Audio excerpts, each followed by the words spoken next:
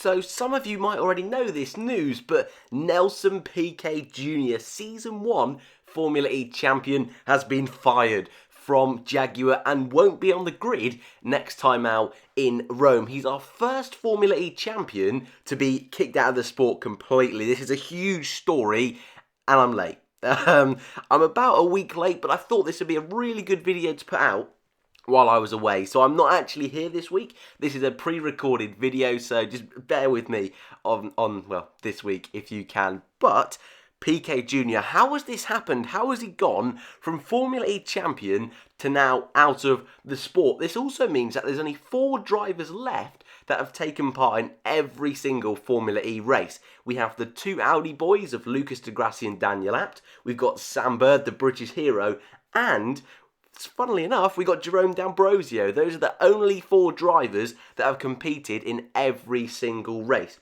You've also got the likes of Sebastian Buemi, who's only missed 1 weekend, but that doesn't count, Sebastian, that doesn't count. And now Piquet, who I'm intrigued to see if he can get back on the grid. He is going to start missing races as of next time out in Rome. So how has this happened? Well, last season, when he made the move to Jaguar, the team, I suppose, were quite buzzing. There was this atmosphere around the team. They got a champion in. The car was getting better and better each season. Mitch Evans, who had done the first season with Jaguar, had done a solid job against his teammate. And so they went into the season expecting Piquet probably to have the edge. However, across the season, there was a bit of bad luck from Piquet. A few scrappy incidents on track as well. Ultimately, Evans came out on top. Coming into this season, it was very clear that if Piquet wanted to keep his seat for season 6, what he would have to do is just keep himself out of trouble. And yet we're 6 races in, and that's exactly what he hasn't done. A 10th place finish in the first race wasn't too bad. The car this year isn't great that Jaguar have produced every single season. They've reminded me of a Renault from Formula 1. They seem to have gone forward every single year. This year, it seems like they've taken a bit of a step back, similar to Renault as well in Formula 1. And whereas Mitch Evans has dealt with that problem so well, he's had his issues himself, but Mitch Evans is one of just 2 drivers on the grid to have scored points in every single race. And bear in mind, his car is nowhere near as good as the BMW, the Techeetah, the Audi, the Virgin, even the Venturi that's been fairly consistent. The Jaguar has been consistently rubbish. So, an incredible job from Mitch Evans. However, on the other side of the spectrum, Piquet Jr has, matched the adjective I just used for the car. He's been rubbish, to put it nicely. 10th place in the first race. Again, fine, considering what car he's in. And I think if he'd have got 10th place every single race, you'd say, oh, well, that's fair enough. Second race of the season, 14th. Again, the car's not great, you can allow it. The third race of the season, 11th. Again, it's okay.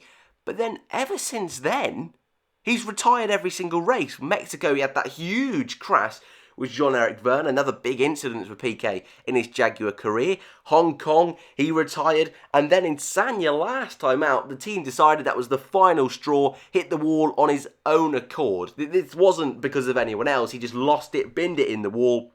And now he finds himself without a seat for the rest of the season, which is, part of me wants to say, is a bit criminal.